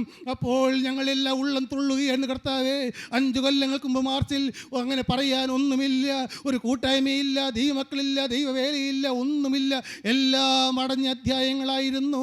എന്നാൽ നമ്മുടെ അരികിലേക്ക് കടന്നു വന്ന് നമ്മെ ഇതാ ക്ഷീണിച്ചിരിക്കുന്നവന് ശക്തി തന്ന ഒരു ദൈവമുണ്ട്, ബലമില്ലാത്തവന് ബലം തന്ന ഒരു ദൈവമുണ്ട്. അങ്ങനെ ഒരു ബലം നിങ്ങൾക്ക് കിട്ടിയെങ്കിൽ നിങ്ങളൊരു കാര്യം ചെയ്യണം. യെശയ്യാ 51:4, ദൈവത്തിന് വലിയ നാമം മഹത്വപ്പെടട്ടെ. നിങ്ങൾക്കിപ്പോൾ ഈ കാലങ്ങളിൽ ഒരു പുതിയ ശക്തി കിട്ടി, ഒരു പുതിയ സ്നേഹം കിട്ടി, ആദ്യ സ്നേഹത്തിന് അനുഭവം കിട്ടി, വലിയൊരു വീര്യം കിട്ടിയെങ്കിൽ ഹല്ലേലൂയ, നിങ്ങൾ ചെയ്യേണ്ട ഒരു കാര്യമുണ്ട്. ദൈവത്തിന് സ്തോത്രം. അവിടെ ഒരു വാക്യമുണ്ട്, തളർന്നിരിക്കുന്നവരെ താങ്ങേണ്ടതിന് യഹോവയായ കർത്താവിനിക്ക് ശിഷ്യന്മാരുടെ നാവ് തന്നിരിക്കുന്നു എന്ന്. തളർന്നിരിക്കുന്നവരെ താങ്ങേണ്ടതിന് കർത്താവിനിക്ക് ശിഷ്യന്മാരുടെ നാവ് തന്നിരിക്കുന്നു. ദൈവത്തിന് സ്തോത്രം. ദൈവത്തിൻ്റെ വലിയ നാമം മഹത്വപ്പെടട്ടെ. യെശയ്യാ പ്രവാചകൻ 61-ാം അധ്യായം 1-ാം വാക്യം മുതൽ വായിക്കാനല്ല, അവിടെ നാം വായിക്കുമ്പോൾ വിഷണ്ണ മനസ്സിന് പകരം അലങ്കാരമാലയും തളർന്ന മനസ്സിന് പകരം ഇതാ ശക്തിയും പകരുന്ന ഒരു ദൈവത്തെക്കുറിച്ച് നാം വായിക്കുന്നുണ്ട്. വേണമെന്ന് വായിച്ച് കേൾക്കാം. യെശയ്യാ 61-ന്റെ ആദ്യ വാക്യം മുതൽ. എളിയവരോട് സദ്വർത്തമാനം ഘോഷിപ്പാൻ യഹോവ എന്നെ അഭിഷേകം ചെയ്തിരിക്കുന്നു. എളിയവരോട് സദ്വർത്തമാനം ഘോഷിക്കുക. നിങ്ങൾക്കൊരു അനുഭവം കിട്ടിയോ? നിങ്ങൾക്ക് ആദ്യ സ്നേഹം മടക്കി കിട്ടിയോ? നിങ്ങൾക്ക് പ്രാർത്ഥനയിൽ ഉത്തരം കിട്ടിയോ? നിങ്ങൾക്ക് വലിയൊരു അനുഭവം കിട്ടിയോ? നിങ്ങളുടെ രോഗക്കിടക്ക് മാറിക്കിട്ടിയോ? നിങ്ങൾക്ക് പാപത്തിന് മേൽ ജയം കിട്ടിയോ? അങ്ങനെ തളർന്നിരിക്കുന്ന അനേകരുണ്ട്. അവരരികിലേക്ക് കടന്നു നിന്നിട്ട് നിങ്ങൾ പറയണം, ഇതാ യേശു ക്രിസ്തു ബലമില്ലാത്തവന് ബലം നൽകുന്നവനും തളർന്നിരിക്കുന്നവനെ താങ്ങുന്നവനും പ്രാർത്ഥനകളെ കേൾക്കുന്നവനും ഭാര്യയും ഭർത്താവും ഒരു കാര്യത്തിന്മേൽ കൈകോർത്ത് പിടിച്ചുകൊണ്ട് ഒരു മനസ്സ് മനസ്സോടെ പ്രാർത്ഥിച്ചാൽ ആ പ്രാർത്ഥന മറികടന്നു പോകാത്തൊരു ദൈവം ഉണ്ട് എന്നും 2-3 പേർ ഇന്ന് ഈ കൂട്ടായ്മയിൽ യേശുവിൻ്റെ നാമത്തിൽ ഇന്ന് വരെ ചോദിച്ചതിലും നനച്ചതിലും അത്യന്തം പരമായി ഇന്ന് നിന്ന് പ്രവർത്തിക്കുന്നു എന്ന് എൻ്റെ അനുഭവമാണ് എന്ന് പറയാൻ ഈ ശിഷ്യന്മാരുടെ നാവ് എൻ്റെ പ്രിയരെ ദൈവം നമുക്ക് തരട്ടെ. ഇപ്പോൾ നിങ്ങൾ ആഗ്രഹിക്കണം, എൻ്റെ കർത്താവേ, എൻ്റെ നാവിൽ യേശുവേ നീ ഇപ്പോൾ ആ കരമൊന്ന് നീട്ടി ആ കുരിശടയാളം ഇന്ന് ഇട്ട് തരാമോ എന്ന് നിങ്ങൾക്കൊന്ന് ചോദിക്കാമോ? നിങ്ങൾക്ക് അനുഭവങ്ങളില്ലേ? നിങ്ങൾ ഇന്ന് ആദ്യമായി വന്നവരാണോ? നിങ്ങൾ ശരിയാണ്, നാം ഇതാ സുറിയാനി സഭയിൽപ്പെട്ടവരുണ്ട്, പൗരോഹിത്യ സഭയിൽപ്പെട്ടവരുണ്ട്. ഇത് നോമ്പിൻ്റെ കാലമാണ്. നമുക്ക് സ്ലീഹന്മാരെ അറിയാം, അപ്പോസ്തലന്മാരെ അറിയാം, വിശുദ്ധ മാതാവിനെ അറിയാം. എല്ലാം നാം അറിയേണ്ടത് തന്നെ. നാം അവരെ ആദരിക്കുന്നു. ഭൂമിയിലുള്ള വിശുദ്ധന്മാരോ അവരെനിക്ക് പ്രസാദമുള്ള ശ്രേഷ്ഠന്മാർ തന്നെ. എന്നാൽ ഈ കൂദാശകളിലും പ്രമിയോനുകളിലും സതരാകളിലും തുമ്പേനുകളിലും മറഞ്ഞു കിടക്കുന്ന യേശു ക്രിസ്തു എന്ന അത്ഭുത പുരുഷനെ എനിക്ക് പിടികിട്ടി. ആ യേശു ഞങ്ങൾ കൂടി വരുമ്പോൾ ഏതെങ്കിലും ഒരു സമയത്ത് എന്ന് കൂടി വന്നാൽ ഞങ്ങളുടെ അരികിലൂടെ കടന്നു വന്ന് ഞങ്ങളുടെ മേൽ കരം വയ്ക്കാറുണ്ട്. കണ്ണിലൂടെ ഉരുണ്ടുകൂടുന്ന കണ്ണുനീർ തുള്ളി യേശു മാറ്റി തരാറുണ്ട്. എൻ്റെ ദൈവത്തിന് സ്തോത്രം. തളർന്നിരിക്കുമ്പോൾ, ദൂരെയുള്ള മകന് വേണ്ടി മകൾക്ക് വേണ്ടി തളർന്നിരിക്കുമ്പോൾ അരികിൽ വന്ന് പുറം തലോടിത്തരുന്ന ഒരു യേശുവുണ്ട്. ദൈവത്തിന് സ്തോത്രം. ICUയിൽ കടന്നു വന്ന് ഇതാ മാറോട് ചേർത്ത് പിടിക്കുന്ന അവൻ്റെ ഇടം കൈ തലയിൻ കീഴിലും വലം കൈ ആശ്ലേഷിക്കുകയും ചെയ്യുന്ന ഈ യേശുക്രിസ്തു ജീവിക്കുന്നുണ്ട്. അതെനിക്ക് അനുഭവമാണ്. എൻ്റെ ദൈവമേ, അനേകർക്ക് ഈ അനുഭവമില്ല. അത് പറയുവാൻ ഈ എളിയവൻ്റെ നാവിൽ സദ്വർത്തമാനം ഘോഷിക്കുവാൻ, തളർന്നിരിക്കുന്നവരെ താങ്ങുവാൻ യേശുവേ ഇപ്പോൾ എൻ്റെ നാവിൽ നിൻ്റെ കുരിശടയാളം ഒന്ന് ഇട്ട് തരാമോ? നിങ്ങൾ ചോദിക്കുമെങ്കിൽ സ്വർഗത്തിലെ ദൈവം നമ്മുടെ മധ്യത്തിലേക്ക് ഇറങ്ങി വന്നിട്ടുണ്ട്. യാക്കോബിനെ ബേർശേബ മരുഭൂമിയിൽ ജീവനുള്ള ദൈവം സന്ദർശിക്കുകയാണ്. ദൈവത്തിന് സ്തോത്രം. ഹാഗാർ കിടന്ന് കരഞ്ഞപ്പോൾ ഹാഗാറിന് വാഗ്ദത്തം കൊടുത്തു. ദൈവത്തിന് സ്തോത്രം. ഉൽപ്പത്തി പുസ്തകം 28-ാം അധ്യായത്തിൻ്റെ 2-3 വാക്യങ്ങൾ നമുക്കൊന്ന് പെട്ടെന്ന് വായിക്കാം. ദൈവത്തിന് സ്തോത്രം. 28-ാം അധ്യായം 13-ാം വാക്യം മുതൽ നമുക്കത് വായിക്കാം. അവിടെ ഹാഗാർ ക്ഷീണിച്ചപ്പോൾ ദൈവം വാഗ്ദത്തം കൊടുത്തു. മാത്രമല്ല, ഏലിയാവ് ക്ഷീണിച്ചപ്പോൾ ഏലിയാവിന് വാഗ്ദത്തം കൊടുത്തു. ദൈവത്തിന് സ്തോത്രം. റോമർക്കെഴുതിയ ലേഖനം 4-ാം അധ്യായം 18-ാം വാക്യം വായിക്കുമ്പോൾ ആശയ്ക്ക് വിരോധം, അത് എടുക്കാമോ? 4:18. ആശയ്ക്ക് വിരോധമായി നിന്റെ സന്തതി ഇവണ്ണമാകുമെന്ന് അരുളി ചെയ്തിരിക്കുന്ന പോലെ താൻ ബഹുജാതികൾക്ക് പിതാവാകുമെന്ന് അവൻ ആശയ്ക്ക് വിരോധമായി ആശയോടെ വിശ്വസിച്ചു. ആശയ്ക്ക് വിരോധമായി ആശയോടെ വിശ്വസിച്ചു. ആശയ്ക്ക് വിരോധമാണ് ഈ പറഞ്ഞ ദൈവമക്കളെല്ലാം. അവരൊരു കാര്യം ആശിച്ചാണ് ഇറങ്ങി പുറപ്പെട്ടത്. നാം എന്താശിച്ചാണ് ഈ പ്രാർത്ഥന ഹോളിൽ വന്നത്, ഈ വചന ശുശ്രൂഷയ്ക്ക് വന്നത്? പക്ഷേ ജീവിതത്തിൽ ഇന്നത്തെ സാഹചര്യം ഒന്നും അതിന് അനുകൂലമല്ലായിരിക്കാം. എന്നാൽ മനുഷ്യൻ്റെ ആശ നശിക്കുമ്പോൾ ആശിച്ചതിന് വിരോധമായി വാഗ്ദത്തം തരുന്ന ഒരു ദൈവമുണ്ട്. ആ വാഗ്ദത്തം തരുന്നത് രാജാതിരാജനായ സ്വർഗസിംഹാസനങ്ങളിൽ ഇരിക്കുന്ന ഉണ്ടാകട്ടെ എന്ന് പറഞ്ഞപ്പോൾ സകലത്തെയും മനഞ്ഞ യേശുക്രിസ്തു ആണെങ്കിൽ, അത് ദൈവത്തിൽ പറഞ്ഞതുപോലെ എനിക്കത് ലഭിച്ചു കഴിഞ്ഞു എന്ന് ആശയ്ക്ക് വിരോധമായി വിശ്വസിക്കാൻ സാധിക്കുമോ? എൻ്റെ പ്രിയപ്പെട്ടവരെ, എങ്കിൽ നിങ്ങൾ ജയിച്ചു, എങ്കിൽ നാം ജയിച്ചു. ആശയ്ക്ക് വിരോധമായി സ്വർഗം തരുന്നതാണ് വാഗ്ദത്തം. അവിടെ യാക്കോബ് ക്ഷീണിച്ച് കിടക്കുമ്പോൾ നിത്യനായ ദൈവം യാക്കോബിനോട് സംസാരിക്കുകയാണ്. ഒന്ന് വായിക്കാം. 28-13-14.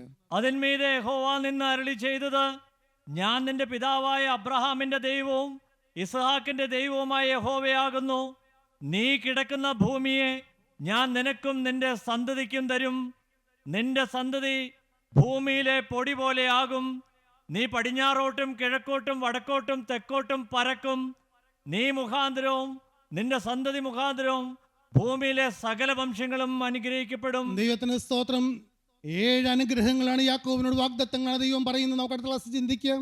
അടുത്ത ഒരു അവസരത്തിൽ നമുക്കത് ചിന്തിക്കാം. പ്രിയപ്പെട്ടവരെ, 7 അവസരങ്ങൾ യാക്കോബിൻ്റെ ജീവിതത്തിൽ എന്തെല്ലാം ഇല്ലാത്തതുണ്ടോ അതെല്ലാം നിനക്ക് ലഭിക്കുമെന്നാണ് സ്വർഗം യാക്കോബിനോട് പറയുന്നത്.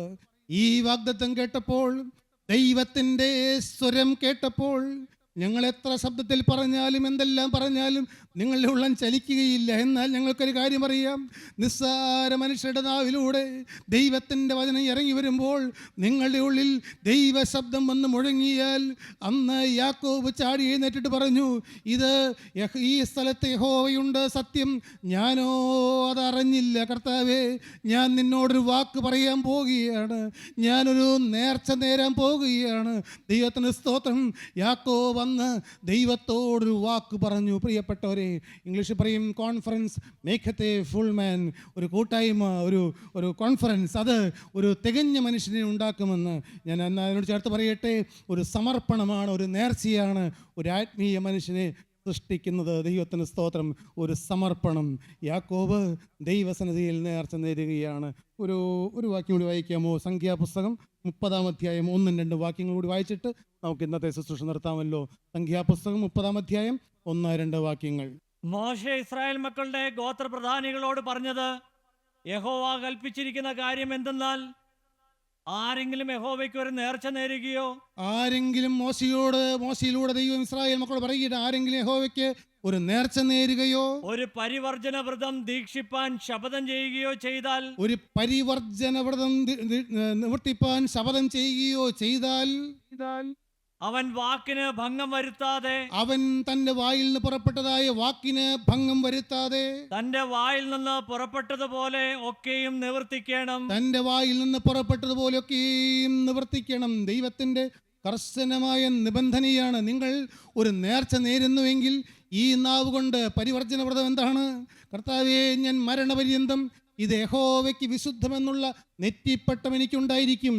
ഞാൻ ജീവനുള്ള ദൈവത്തിൻ്റെ ഒരു വിശുദ്ധിയായി ഇന്നു മുതൽ ജീവിക്കുമെന്ന് ഒരു വാക്ക് പറഞ്ഞാൽ, നിങ്ങൾ വായിൽ നിന്ന് പറഞ്ഞ വാക്കിന് ഭംഗം വരുത്താതെ ഇരുന്നു കൊള്ളണമെന്ന് ജീവനുള്ള ദൈവം കർശനമായി ഇസ്രായേൽ മക്കളോട് പറയുകയാണ്. പ്രിയപ്പെട്ടവരെ, സഭാപ്രസംഗി പറയുന്നുണ്ട്, നിങ്ങൾക്ക് സാധിക്കില്ലേ, നിങ്ങൾ മിണ്ടാതിരിക്കുന്നതാണ് നല്ലത്, വീണ്ടും പാപം വരാൻ ഇടവരരുത്.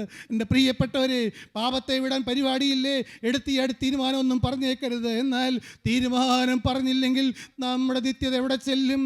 നമ്മുടെ അവസ്ഥ എന്താകും? നമ്മുടെ കുടുംബത്തിൻ്റെ അവസ്ഥ എന്താകും? നമ്മുടെ മക്കളുടെ അവസ്ഥ എന്താകും? പ്രിയപ്പെട്ടവരെ, നമ്മുടെ ആത്മാവ് നശിച്ചു പോകുകയില്ല. അതുകൊണ്ട് ഇന്ന് ഈ 8 മണി സമയത്ത് നമ്മുടെ കണ്ണുകൾ നമുക്ക് അടയ്ക്കാം, നമുക്ക് തലകൾ വണക്കാം. ദൈവസന്നിധിയിൽ നമുക്കൊരു തീരുമാനമെടുക്കുവാൻ, ഒരു സമർപ്പണം എടുക്കാൻ ദൈവകരങ്ങളിലേക്ക് കൊടുക്കാം. കർത്താവേ, എൻ്റെ യേശുവേ, എനിക്ക് ഇത്രയും സമയം ഈ ശുശ്രൂഷയിൽ പങ്കെടുത്തപ്പോൾ ഒരു കാര്യം എനിക്ക് മനസ്സിലായി. യേശുവേ, ഞാൻ നിന്നോട് ഇതുവരെയും വാക്ക് പറഞ്ഞിട്ടില്ല. അല്ല, വാക്ക് പറഞ്ഞവർക്കറിയാം. പറഞ്ഞത് പലതും പറഞ്ഞു, വീറോടെ പറഞ്ഞു. എൻ്റെ ആയുസ് മുഴുവൻ കർത്താവിൻ്റെ വേലയ്ക്കെന്ന് പറഞ്ഞു, ഒരു ചെറുവരിൽ അനക്കിയില്ല. എൻ്റെ യേശുവേ, വേദോസം വായിക്കുമെന്നും പ്രാർത്ഥിക്കുമെന്ന് തീരുമാനിച്ചു. എല്ലാം പാളിപ്പോയി. എല്ലാം കണ്ടിട്ടും ഒന്നും കാണാത്തവനെ പോലെ, എല്ലാ തീരുമാനങ്ങളും തെറ്റിച്ചിട്ടും ഒന്നും അറിയാത്തവനെ പോലെ, എല്ലാം കണ്ടിട്ടും നിങ്ങളെ കുറ്റം വിധിക്കാത്തവനായി യേശു ഇതാ ഇന്ന് ഈ കൃപയുടെ കാലത്ത് നമ്മുടെ അരികിൽ വന്ന് നിൽക്കുകയാണ്. മകനെ, നിന്റെ മഹിമ നഷ്ടപ്പെട്ടു പോയോ? മകളെ, നിന്റെ തേജസ് നഷ്ടപ്പെട്ടു പോയോ? എന്നാൽ ഒരു കാര്യം കർത്താവ് നമുക്ക് വാക്ക് തരികയാണ്. ഇന്ന് നിന്റെ വാക്കിൽ നിന്നുകൊണ്ട് നിന്നിൽ നിന്ന് നഷ്ടപ്പെട്ടു പോയ ദൈവകൃപ ഞാൻ മടക്കി തരാമെന്നാണ് സ്വർഗം നമ്മോട് പറയുന്നതെങ്കിൽ അത് കൈനീട്ടി വാങ്ങാൻ ആർക്കെല്ലാം താല്പര്യമുണ്ട്? ഹല്ലേലൂയ. യേശുവേ, പാപത്തോട് യാത്ര പറയാൻ ആരെല്ലാം തീരുമാനിക്കുന്നുണ്ട്? എൻ്റെ കർത്താവേ, എനിക്ക് സ്വർഗോന്നതങ്ങളിൽ നിന്ന് കിട്ടിയ അനേകം വാഗ്ദത്തങ്ങളുണ്ട്.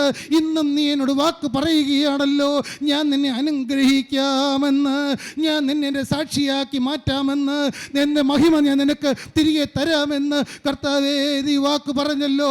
എങ്കിലിപ്പോൾ ഞാൻ എൻ്റെ വാക്ക് ഭയത്തോടെ നിന്നോട് പറയട്ടെ. സഹോദരന്മാരെ, സഹോദരിമാരെ, ഭയത്തോടെ വേണം പറയാൻ കേട്ടോ. പറഞ്ഞിട്ട് പിന്മാറി പോകരുത്. പാപത്തോട് വേണ്ട എന്ന് വെച്ചിട്ട് ഇനി ഛർദിയിലേക്ക് തിരിയില്ല എന്ന് ഉറപ്പുള്ള ആരെല്ലാം ഉണ്ട്.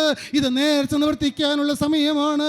യേശുവേ, എൻ്റെ യേശുവേ, ഞാനിതാ വരുന്നു, എന്നെ സ്വീകരിക്കണമേ എന്ന് ആര് പറയുന്നു? പറയുന്നുണ്ട്, യാക്കോബ് കിടന്ന് കരഞ്ഞപ്പോൾ യാക്കോബിൻ്റെ അരികിലേക്ക് ഇറങ്ങി വന്ന അതേ ദൈവം, ഹാഗാറിൻ്റെ അരികിലേക്ക് ഇറങ്ങി വന്ന ദൈവം, മോശയുടെ അരികിലേക്ക് ഇറങ്ങി വന്ന അതേ ദൈവം, മുൾപടർപ്പിൽ ഇറങ്ങി വന്ന ദൈവം. ഹല്ലേലൂയ.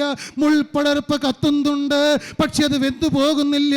മകനെ, ഈ തീ ഇറങ്ങിയാൽ നിന്റെ ശരീരം പഴയത്, നിന്റെ കണ്ണ് പഴയത്, നിന്റെ നാവ് പഴയത്, നീ ആള് പഴയതാണ്. പക്ഷേ ഈ ശരീരം മുഴുവൻ ഒരു സ്വർഗീയ തീ വന്ന് കത്തിക്കൊണ്ടിരിക്കണവൻ. ആഗ്രഹമുള്ളവരെ കരമുയർത്തി പറയൂ, യേശുവേ, ഇന്ന് വരെ വന്നതെല്ലാം എനിക്കൊന്ന് കഴുകിത്തരണമേ. യേശുവേ, ഞാൻ പാപത്തോട് യാത്ര പറയുന്നു. എന്നോട് ചേർന്ന് പറഞ്ഞുകൊള്ളൂ, കർത്താവേ, ഞാൻ പാപത്തോട് യാത്ര പറയുന്നു.